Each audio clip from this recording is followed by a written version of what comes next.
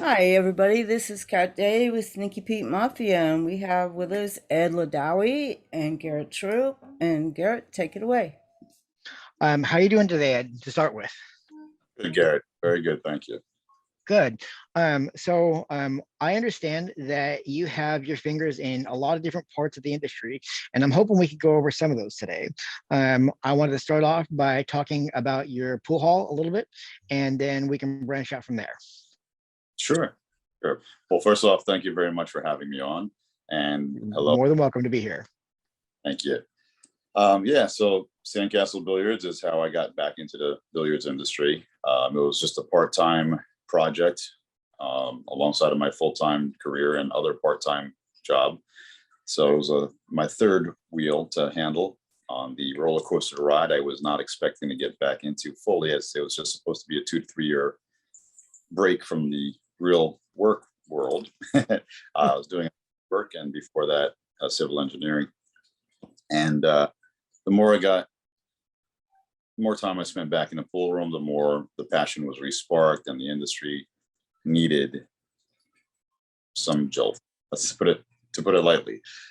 Being away from the industry for 10 years, not playing for 10 years, and then being away from the industry for about the same amount of time, nothing had changed. So to keep it short, the pool hall was struggling that I was playing out of part-time when I started playing again, and I saw that the environment hasn't changed. The good nostalgia was still there, the old-time stories and the family type atmosphere and brotherhood of the pool player was still intact in this player's room, but they were going out of business. So I took over, renovated the place, made a bunch of changes, called up a few friends, started putting together events, started getting some pros to come around and doing some things that were out of the box, out of the norm for your typical pool room. It's not your kiddie club spot. It's your old school pool room, very traditional, no bar, no bowling alley, no pinball machines, just pool. This was Sandcastle. So I didn't want to lose that nostalgia, but at the same time, we do have to pay the bills. And some changes had to be made to throw some more TVs up on the wall and to have some different types of music and a jukebox on the wall and get other entities in there, some games and other ping pong and other features, just to have that kiddie crowd on the Friday and Saturday night to help pay the bills.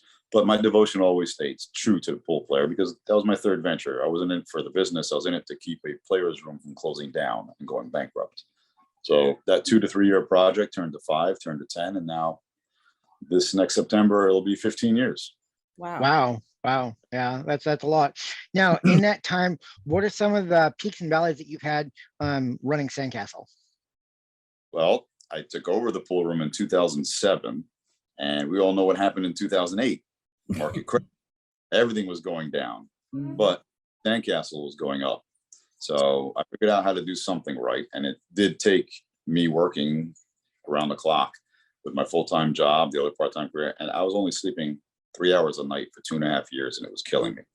I mean, you want to talk about the poster child for sleep deprivation, and turning from happy-go-lucky, goofy guy and always having fun to just miserable because I was tired. The energy. It wasn't miserable. I was happy. I was doing something I enjoyed, but I didn't have the energy or the time for it. And struggling through that first year and a half. The first year, the place was losing $2,800 a month. In the first 6 months, I cut that loss down to about $800 a month. In the first, wow. And then by the 8th or 9th month, I believe it was, I was teetering in my first month of black.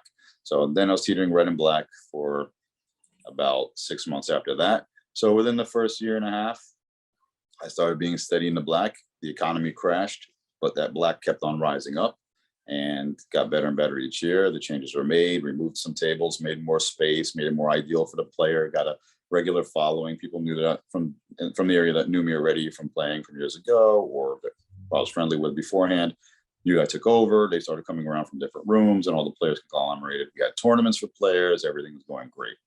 And it just got better from there. There were downs also. Crowds got funny. People started taking liberties that they're not entitled to take. They forget that they're in a public place. They forget they're in a business. This is the pool player problem, or any bowling alleys have the same problem. Anytime there's a regular constituency, people become complacent and they forget that there's a business to run and there are non-regulars there. And you can't be cursing up a storm with a lady and a child, a few tables down. And yes, you do have to pay for pool time because that's how the tables get recovered. That's how the light bills get paid, so forth and so forth. And then it started going in the downs, and I started wondering if I made a mistake, because that old pool player mentality of I can bet $500 a set and rob a kid for his lunch money, but God forbid I pay for pool time, has got to stop. It hasn't stopped. And I got into arguments with people, and I had to struggle and explain to people, this is not how life works. If you don't like it, just go. And it took me a long time to learn to say goodbye to the people with that mentality. Yeah. So I can comfortably and proudly say I've got 2,000 people that are friends or acquaintances in the pool room, and there's like 5 on the S list, and we're all better without them. It took me a long time to let go of those 5, but everyone is happy. We have a great. We need to make that list public. Eventually, I used to push for a blacklist. I used to push for a blacklist in pool, and if they get banned, they act up. They stiff somebody on cash, whether it be an action or it be a tab or whatever it may be for the establishment, or they just don't know how to act in public, and they're a child that hasn't grown up and shouldn't be in a public place representing the industry. Yeah, eventually, but we're not there yet. I tried to push that. I did that with a few pool rooms, and excuse me, and in the area we did. We communicate, pool room owners communicate and say, yep, watch out for this guy, don't have him around. They'll have to learn the lesson. They don't learn. They just don't learn. If you haven't matured after the age of 17 to an adult mentality, most likely you're not. So I call them at least not by 40, right? 17-year-old. Sometimes it takes a little longer for some, or having a child or owning a home or gaining more responsibilities in life in general will mature a person that's immature late. But pool takes a lot of time. We know it's a very time-consuming activity. Whether you call it a hobby, a pastime, or a profession, it's time-consuming. So you're totally absorbed in that. So you don't have time for real life growth and development. So that's another thing. Right. That maturing rate. So let's transition here and talk a little bit about your league and some of the developments that are being made with that, and how you transitioned from having it on paper and having an idea into creating something that's feasible for people to go and play with. Well, that's a very good point, and that's the key word that you use right there, being feasible. As we know, pool players have been struggling to have something feasible to make a career out of. And although the NBL is young right now, I mean, literally, the idea has been tossed around. I've thought about it for almost a decade of having some kind of organization. And over that time, since I got back in through Sandcastle Billiards, I've done work with Joy Billiard Products over in China. I've worked with Pat Fleming at International Open. I host AccuStats video productions on site at Sandcastle Billiards when we're not at the International Open or the US Open back before Matchroom took over the US Open, or Derby City Classic for Diamond Billiard Products.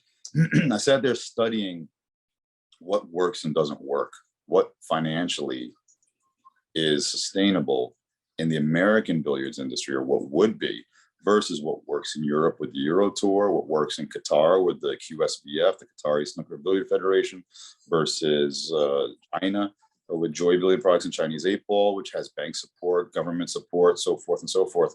And we have that stigma that we're still wrestling here with the US, but we've been doing the same things over and over and over and over again. So not making any improvements, not making any changes, just complaining about the fact that there's no changes being made into the end result. We're not doing the work to make the changes ourselves.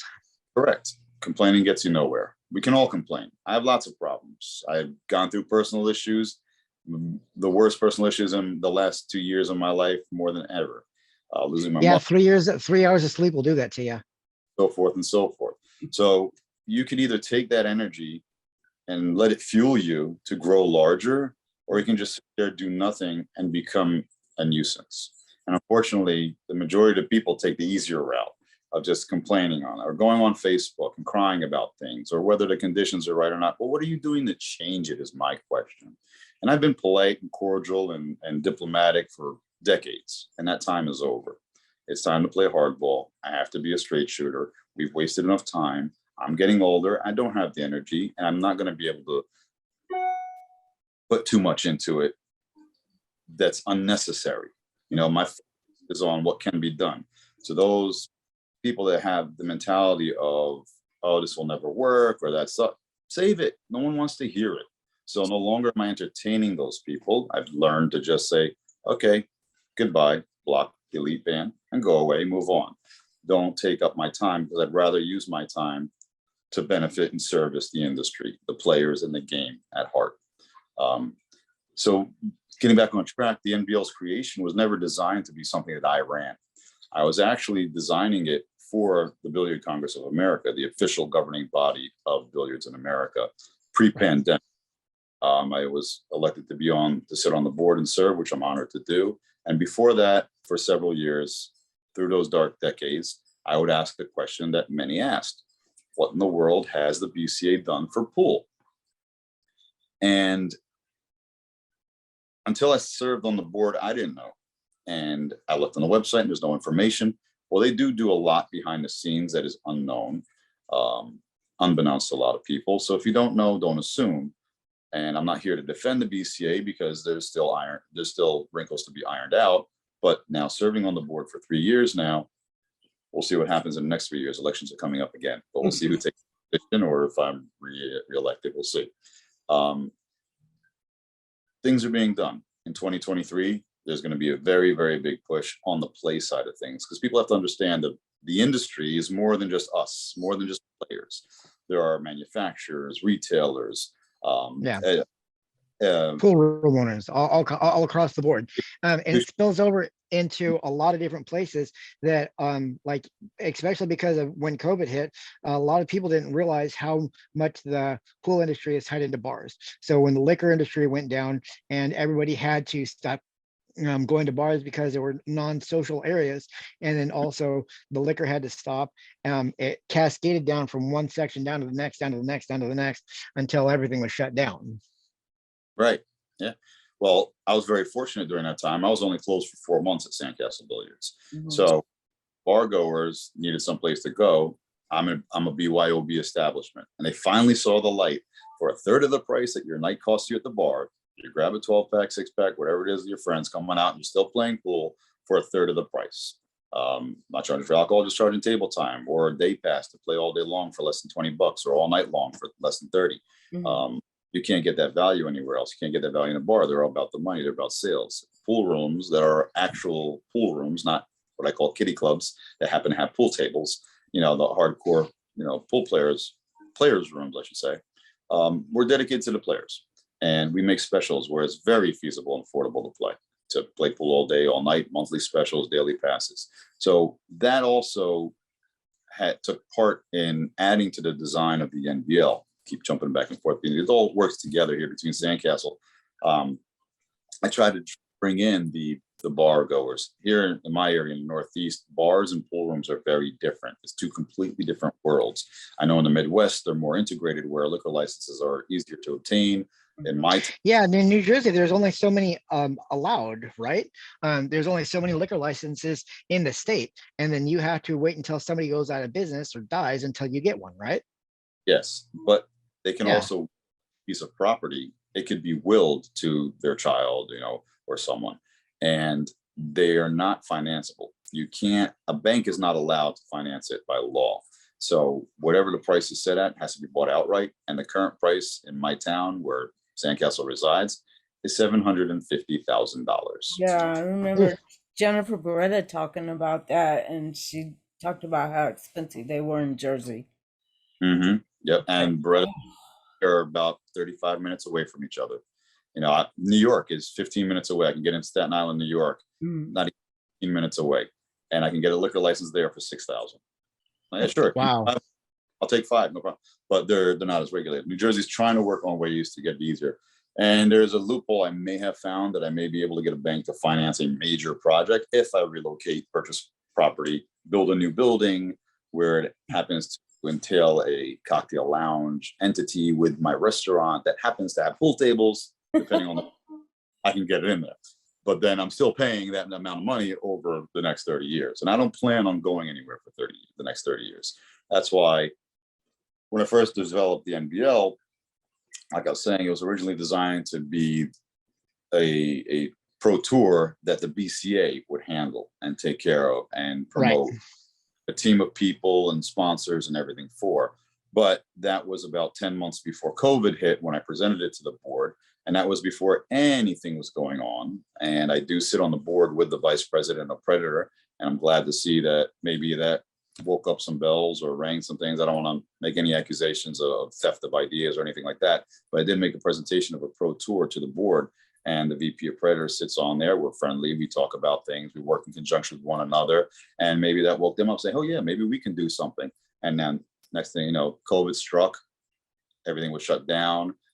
I come out with the NBL. And just before, during the COVID pandemic, I started working on the website and everything and so forth. And I planned the launch in January of 2021. Well, no one knew how long the pandemic would take. And it took forever, another extra year almost after that. So I wasn't able to launch properly or a full procedure of the end until December of 2021. The first event was in December rather than March. So with the two-stage process, we would have a amateur level qualification stage and then the main event. Pros buy in at the main event. Amateurs must qualify to get there. You have to earn it to get in. You two might remember an old commercial by what was it? Some banking institution or financial institution, Smith Barney. We make money the fashioned way. We earn it. So yeah. Remember the actor's name, an English actor, was their spokesperson. Well, I believe the same thing has to be structured. And that's the key word here. Structure is what we're lacking in the US. It has to be structured that way you earn it. Major League Baseball has tryouts, NFL drafts, before that college. Tens of hundreds of thousands of dollars are required to make it into any major sport in the US. Why should an amateur Joe Schmo off the street pay $150 or $300 or $750 or whatever it is to enter an event and compete with all the best in the world? Why do they do it? I give them props to do it, but some kind of qualification stage or some kind of evaluation stage or a ranking system that allows it. And we know there's 10,000 imperfections about rankings. And if we got together and actually worked as one coherent unit, we'd be able to accomplish that. But we don't. We haven't for 30 years. So what's your opinion about the Fargo rate? What's my feelings about the Fargo rate? Yeah. I think there's no thing as a perfect system, but I think that's the best one that's out there right now. Is it accurate? No. Do people still play sandbagging games? Yes. Is there any way to ever get an accurate system? No. So I'm one that believes in rankings. Actually, I do have a little bit of I don't want to say it's bad or something about my recent posts. The official governing body of pool is the BCA. The BCA has a ranking system and ranking points events for all players. It's open to anyone in the world, however, which is what I disagree with personally. Henceforth, the NBL's design is for American residents only. The dream of coming to America and becoming an American is quite simple. You move here, you live here, you're an American now. Very simple. You go through the proper channels, of course. Can't swim over, can't drop in, can't sneak in.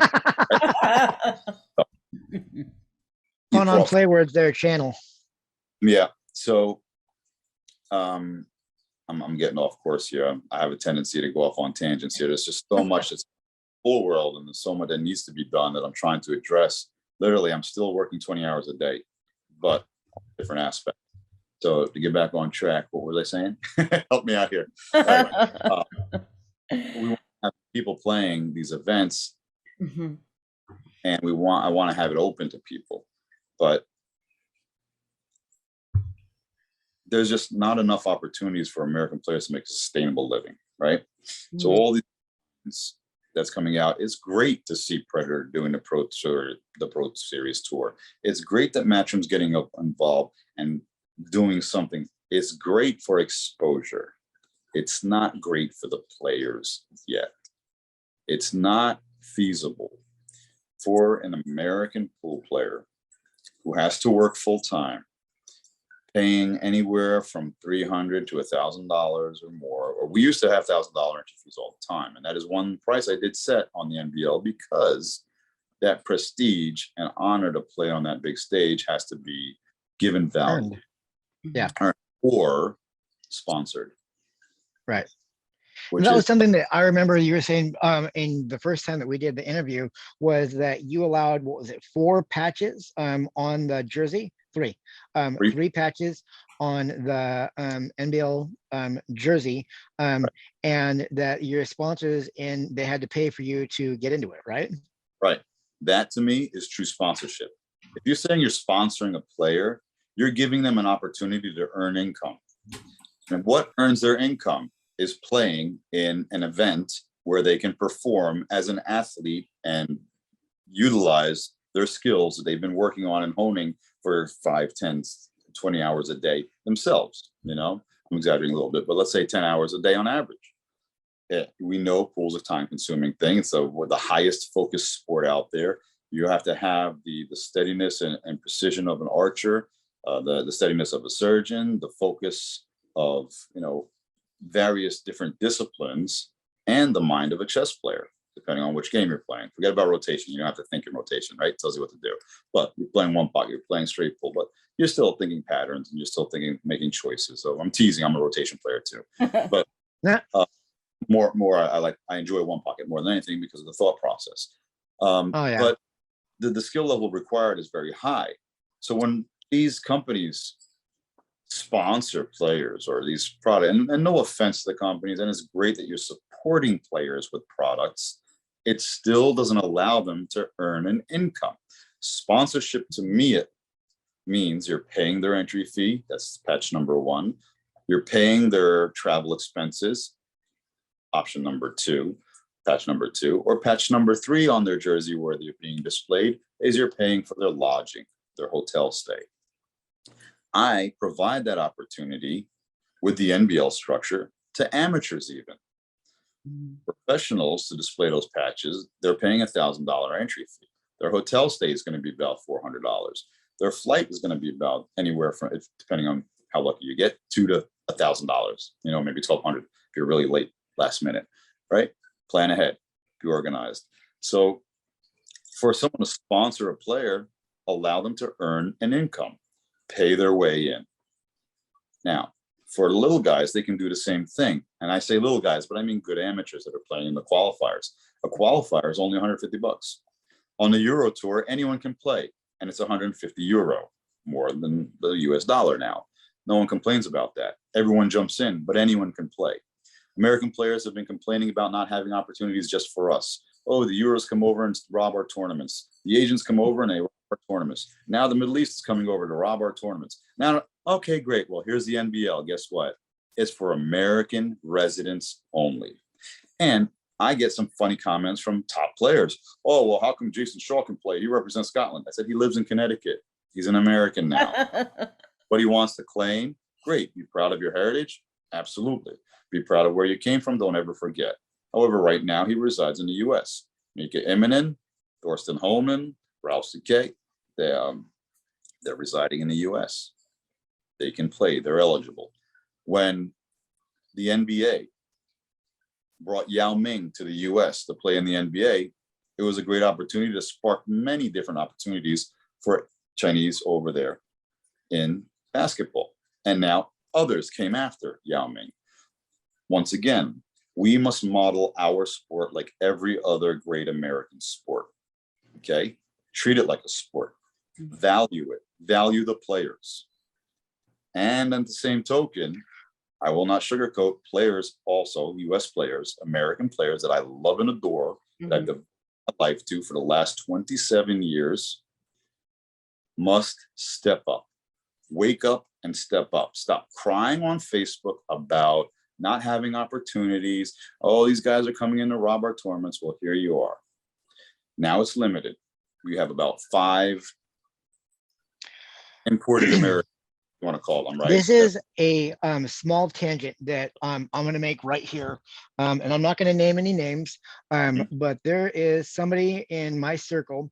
And what his problem is that he is his Fargo rate, which he apparently just learned about within the last couple of years. He has been playing pool and it's been sustaining him for his entire life. But now he has a Fargo of like 610, I believe he said, something like that. And as a result of that, he is kicked out of tournaments because they're capped out. In addition to that, he's not able to play in a lot of the other places because of the fact that of how simply his skill level, but he's not able to play on the pro tournament, on the pro scale. So what would you advise somebody like that to do? And excuse me for the tangent here. I know this has nothing to do with you, but this is something that's relevant. Absolutely.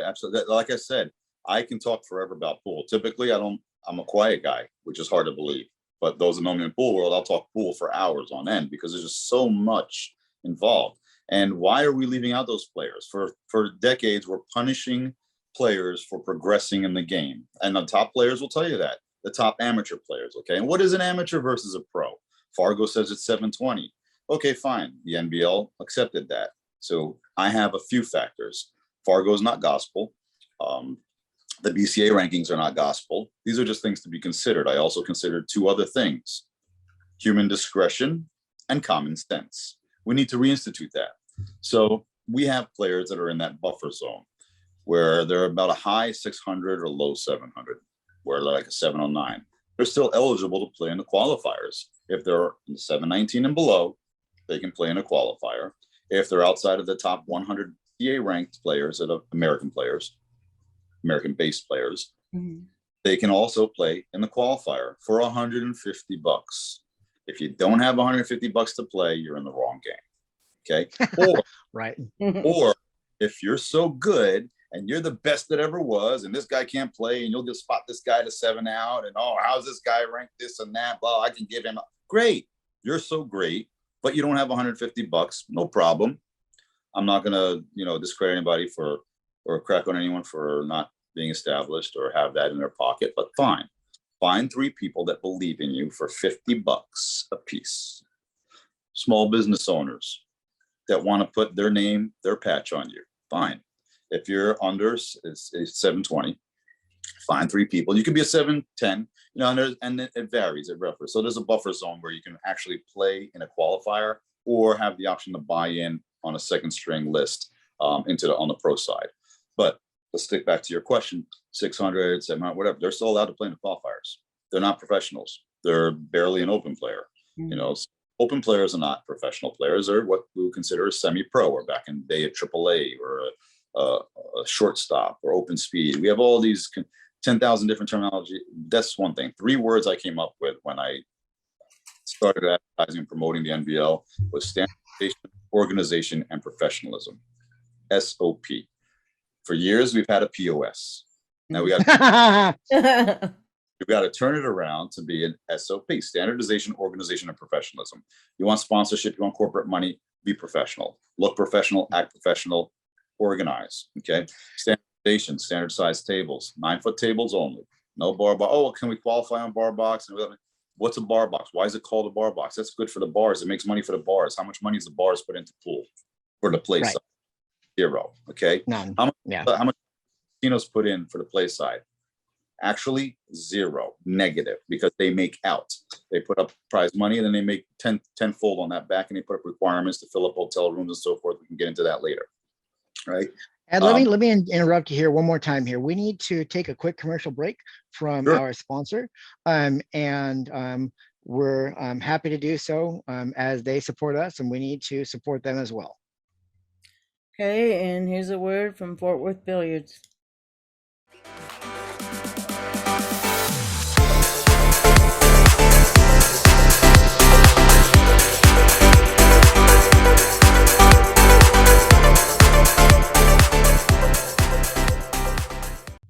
And we're back. There we go. Coming back into this, another question to you here is, where are you at in the lineup of these tournaments? I know you're doing them state by state. Now, where's the next one? I mean, how frequently are you putting these out now, post-COVID or the transition out of COVID? Yeah, the original plan was to have, and I had a lot of faith in players to step up more than they are, and they're still not stepping up. I have to stress that fact because they're leery, they're uncertain. But if you bet $500 a set, you can afford $150 for a qualifier, where you're winning cash there with Calcuttas or whatever. Now I changed that so that way the top 25% of each qualifier, top 25% finishers get their money back. So just make the top 25%. and it's a free ride. If you win, it's also a free ride. You're winning a $1,000 entry fee. You're winning a custom official jersey. The only way you can get the jersey is by qualifying in. So you're already earning your little green jacket memento to tell your grandkids about and frame and put up on the wall as memory. And you're getting into an event that has $25,000, $30,000 into it. So the original plan was to have 2 qualifiers before each of the 4 quarterly events a year. COVID killed that. And the first year I was only able to have 1 event at an 1/8 of the size. So originally we should have I had 32 locations all signed up, ready to go, starting to promote, putting out there. And you may see some old videos of that. 32 locations all across the US, including Hawaii and Alaska, which is very rare. They rarely get involved. So kudos to Max Adams and a couple other guys that come out there, and Kurt Kobayashi, that come out from Alaska and Hawaii and play in events. I think they're out in Vegas right now. But other than that, there's not a lot of opportunities for them to get out here. So if I devise a way to have something fully fund their way in, where they're fully sponsored by putting up $150, getting it back, and then getting a fully sponsored trip, hotel, airfare, entry fee of $1,000, all covered by their fellow pool players from that qualifying stage. Wow. Now there's no excuse, but guess what? They're still scared. They still don't come out, and it's a huge problem. Player participation needs to really ramp up their game. Players have to step up, stop talking and start proving. Enough talk, time to walk the walk. But getting back on track to your question, I was supposed to have 4 events. First event, only event in 2021, was a 10-ball event, which yielded a $25,000 prize purse for just 16 people, 16 players total, and a $25,000 prize purse, where first place was $10,000. I'm very proud to say that. We just had a WPBA event, and their first place was, I think, 10,000, and they had 64 players, or maybe even more than that with the women, which is good for the women prior to stepping up and doing that, putting money out there. But we have other events where they might be $20,000, $30,000 first place, or $12,000 first place prizes, and players are fighting against a field of 128, 256 players, 300 players, or more. The NBL will never have more than 128 players. So for the first event, through COVID, with 0 sponsorship, 0 backing, we did it on our own. We, the pool player community, no industry other than the play side, were able to put together 25,000. It was a little less. I had to add in a little bit more to make it even, but I wanted to round it off to 25. So we had 16 players, 8 amateurs, 8 professionals, Wow. and $25,000 with a $10,000 first place prize, and 5th, 6th, each getting $1,000. So pro making 5th, 6th, the top third of the field. Which you don't see that in any other payout form in like hardly any other tournaments that I've ever seen or heard of. None of them have a break-even point at a third of the field. Years it's been at best 5th place to break even. Still to this day, most people have to get 3rd place to break even. That's one thing that I wanted to tackle. I wanted to make it affordable for your weekend warrior that has a full-time job to get involved and covered. All it's going to cost you is take 1 day off from work, because when we get to 3-day events now, this is a 3-day event coming up in a couple of weeks with the 8-ball event. But I wanted to now have more locations, and I wanted to slate this for a 32-player field rather than 16. And I wanted to double up everything in size and in money, but we're still slow to get involved. So the qualifiers didn't generate as much as they should have because players are leery. We still have some qualifiers that were 6 or 8 players, just a handful of players here or there. I still had a full field at every single one of my qualifiers. A couple other people up in New York, not even New York, I'm sorry. Where were they? Wisconsin had a full field. Michigan had a full field. So I'm going to call out these states for not doing their part. Players have to do their part and just get involved. For those that don't know me or don't understand NBL, go look at the website, check it out. Everything's black and white. It's on paper there. The first event, there were some people that were upset because every single detail wasn't put on the website. Ask your total local tournament director. Just ask a question. There's no problem. You can hit me up on Facebook, message me. There's not a single message I have missed out of hundreds of messages. I always get. That's impressive to say. I miss them every once in a while, and I'm not getting that many. But there's certain things that I can't put on the website due to legalities and differences in different jurisdictions online. So everybody wants to know everything, but nobody wants to step up. Put it up, get involved. Well, I don't even want to waste time answering questions anymore. Are you signed up? Are you involved? Good. Now here's all, I want you not to put any money in until you know all the details, of course, but be serious. Don't just sit there asking questions just to knock something down or tear someone down for getting involved in something that, oh, I can beat him. What is he doing in that? What is she playing in that for? They suck. They think I can give them the same. Good. If you're so great, get involved and show it. Stop talking and do it. Players have to cut that whole mentality out. And it's not all. It's getting better, actually. Over the last decade, I've seen a great turnaround in persona of the pool player on average, being much more cordial, much more professional, much more supportive of their fellow players. But we still have the people out there. We still have the idiots on Facebook, and that's exactly what they are. I call a spade a spade. Pay them no mind. Pay them no attention. They can be left in the dust. And even if they're a great player, prove it. Now you have to prove it. Talk is cheap. The internet's free. Facebook's free. Talk is free. NBL's not free.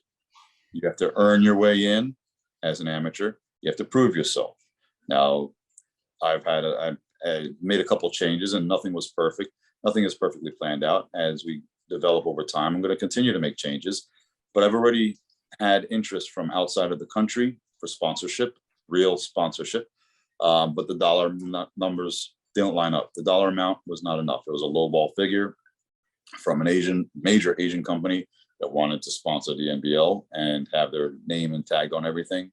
And it wasn't the right price. So I've been holding out. I do have potential partners that I want to bring in, not sponsors, because sponsors, I believe, should come from the outside of the industry or as advertisers for commercials and title sponsors, nothing in between.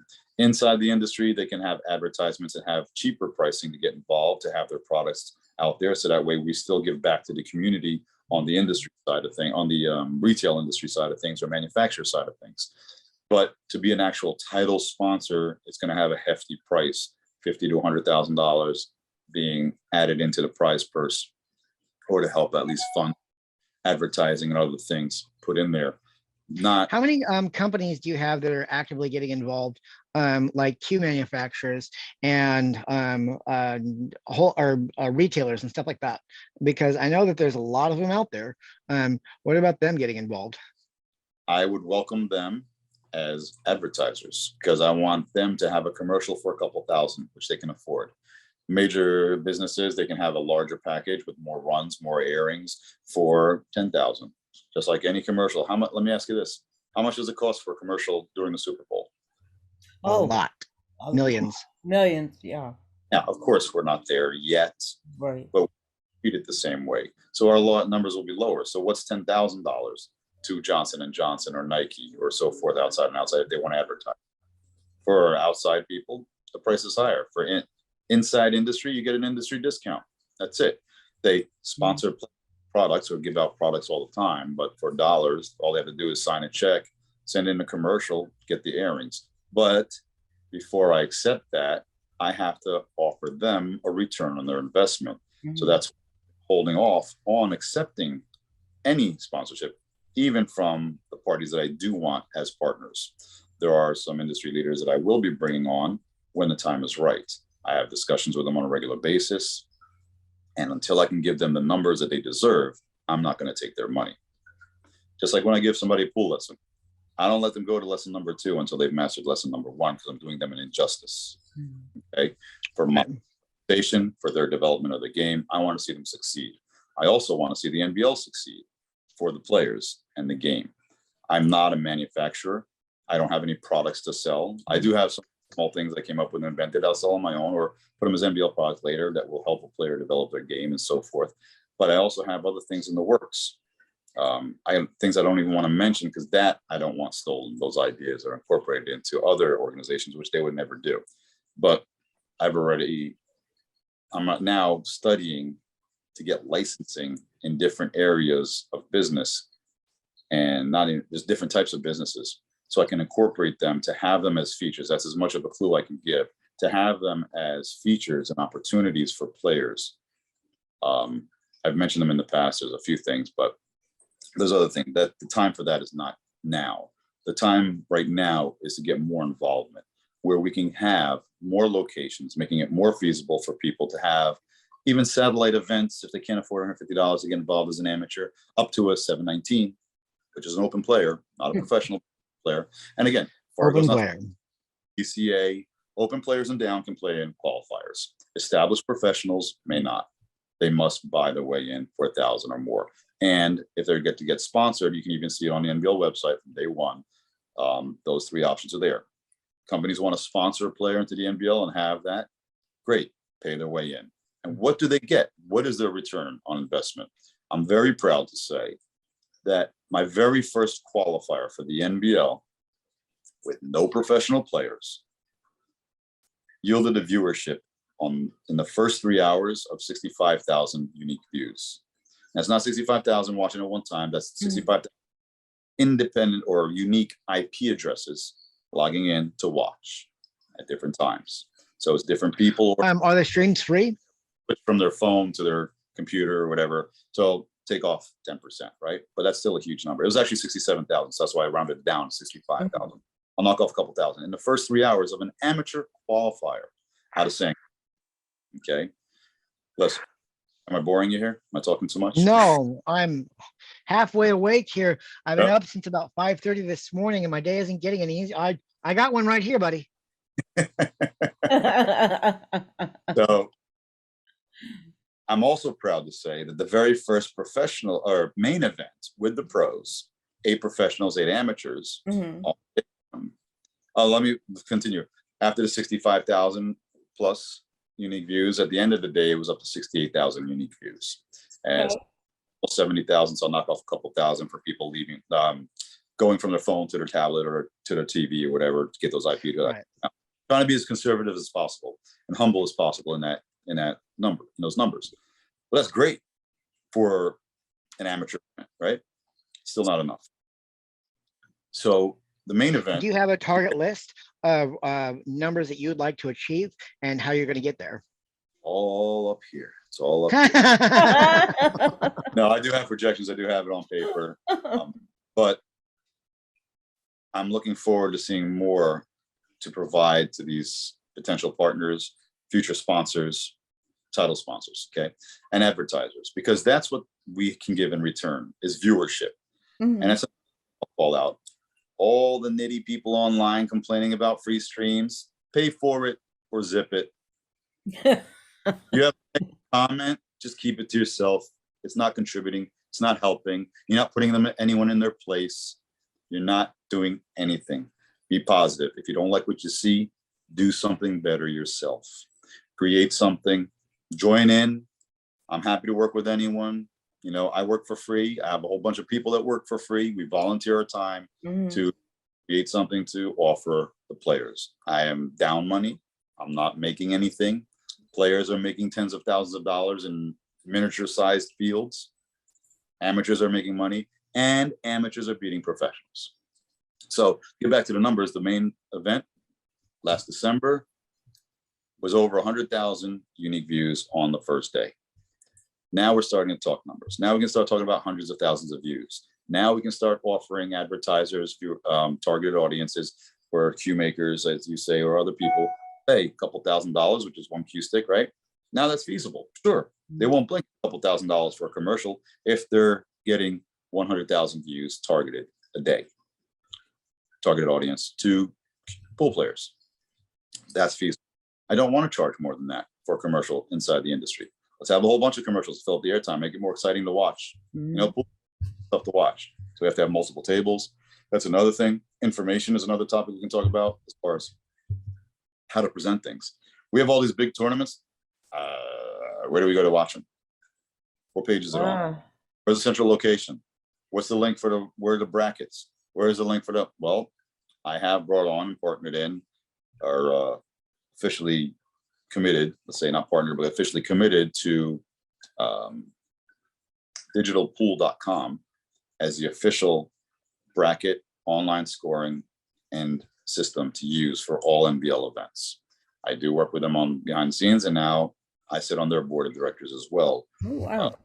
To help advise and to experiment and see how we can bring everything. If you look at the first NBL event, go to nblusa.com. Very simple. Everything is there. You don't have to go to this website for a bracket, to go to this website for a stream set. And another thing that was accomplished, I'm proud of, is that every single table was live. You could watch any match you want. Any match you want. You don't have to watch the one feature table or two feature table. That's something Match hasn't done. That's something that Predator hasn't done. And not to knock them, I'm just saying I'm proud of what we've been able to accomplish by pooling our resources together as individuals who love the game.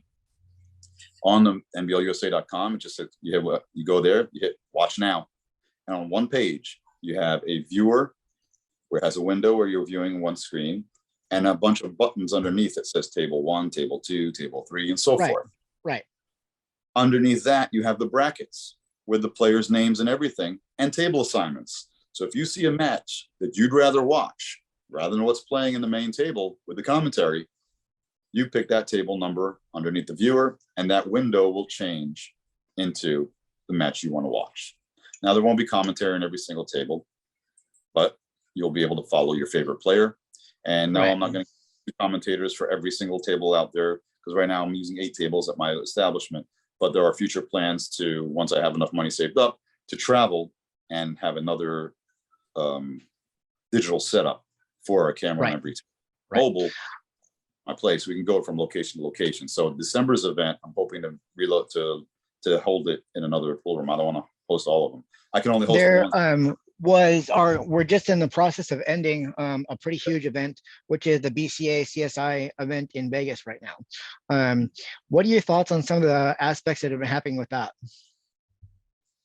Well, anything new is tough. There's going to be road bumps and things, but there's a lot of things. They're not new. CSI is not new at events. They have a great league, a great organization. They have great people. Ozzy Reynolds works hard. He's a great guy. I don't have anything negative to say about the people that run it. However, more precautions could have been taken, more care could have been taken, obviously, with introducing their table, the Predator table. Unfortunately, it's tough. And you can't foresee any problems that may happen, that may occur. All you can do is do your best to address the issues as they arise. Nobody has a crystal ball to see it. Is it horrible? Yeah, it's horrible that it happened. But did they intentionally do it? Do they want a bad name for themselves? No. But I'm happy to say that I have a table company that's interested, that I may be going with for the NBL events, that is interested in being the official table of the NBL, that is very reliable. That's good. Sure that they're set. And this is one of the other reasons I don't believe in having large venues as the future of a pro tour. To stimulate the pool room activity, the NBL is going to be hosted in pool rooms only that are large enough. You said, if I remember correctly, you want 9 9-foot tables minimum. Is that right? For qualifying events, but Okay. we'd have at least 16 or 32 for the main events. When we get up to the size of players for the main events, then we'll have to have facilities with 32 tables. And you haven't hosted a main event yet because of COVID and the way that everything has transpired. Because you've only had the one. Yeah. I am now having a second one at my place again, because it's only 32 max players at Sandcastle again, and it's a 3-day event. The event was a 2-day event, and I don't want anything longer than a 3-day event, because then it's no longer feasible for the full-time worker to be a weekend warrior pool player, amateur or pro. So I don't want a week-long event, because who can afford to consistently take off a week from work and pay hotel stay all week long on a regular basis? No, this has to be feasible for amateurs and pros alike. And that's why, one, I want to cut down on expenses for the pros and for the players. 2, I want to stimulate pool room activity again, because that is the backbone of our play side of the industry. Pool rooms, not bars, not casinos, not hotels. My personal belief. Pool rooms have been struggling, and players' rooms have been dying for decades. And we keep complaining, but no one's doing anything about it. So I'm keeping the NBL events at pool rooms that can host X amount of size of events. Right now, Sandcastle Billiards is only 6,000 square feet. Some people think that's a lot of space, but no, I have 16 tables, but 4 of them are tight tables. One's a Chinese table. The setup's not there. I moved 6 tables aside to make an elevated seating section for VIP area and general admission to fit a couple hundred people in there. So now I'm down to, I actually use 8 tables because I want them all being the same type of table when the players are competing. With 8 tables, I can have a 2-day event with 16 players, or even 32 if I want to make it really long days. That's grueling. But now with 32 players, I'm doing 3 days, so everybody's fresh and not fatigued. Right. So we'll spend, Right. but Right. we want players to play their best. So it's going to be 3 days of 5 hours from 12 noon to 5 p.m. or so, however long these matches take to get to those rounds. So approximately. Now, is that on both the pro and the amateur side? Yep. Yeah. It's one bracket. It's one bracket. There is no amateur side, pro side. So, or let me ask you to rephrase that question. The main event you're asking about, or That's what my main event, yes, is. Yeah. Yeah. So with the qualifiers, there are 1 to 2 day events, depending on how many tables the facility has. On the main event, whoever is hosting the main event, it will be a 2 to 3 day event, no more than 3 day event. Right. Well, let me kind of wrap things up with that. Yep. We would love to have you back on. I would love to have you on as much as you're willing to talk about this, which is a lot. So we're doing good. And I'd love to hear more about your past in this and your present and your future. So let's see if we can't get another time set up, and we'll help promote that and get it going from there. Okay. Sure. Next event, April 14th to 16th, just before the Super Billiards Expo, only 40 minutes away. There are still a few pro spots left open. I have announced several players online. You can look at National Billiards League's Facebook page. You can also look at the Sandcastle, not Sandcastle page for all of them, but my personal page. I share it out in all the major groups out there in Facebook, Pool's Not Dead, and a couple other ones out there. They have a listing of all the amateurs that have qualified in. I'll actually be posting 2 more amateurs that qualified this past weekend in upstate New York at 2 different locations. But the main event will be April 14th to 16th, free of charge online. There will be an upgraded version. You can watch on Facebook Live at a degraded level because of the numbers that are watching for free. Can't put the full quality out there and crash the server. But those that are paying $5 to watch the extended version, where you can actually log in with an account for $5, see every single table. Okay. You're going to get the okay. But if you want to see every table and have commentary and chat, and have the brackets right there and everything, well, the brackets will be there regardless, but you won't be able to switch between the tables until you get the upgrade for $5, which is nothing. Right. And that allows us to do that. But you can watch for free on Facebook for the one table, the commentary and everything. USA.com. All right. All right. Sounds good to me. Ed, we look forward to having you again, and we'll talk soon, okay? Thank you much, guys. Okay. Thank All you. right, you have a good one. All right. Bye. Okay.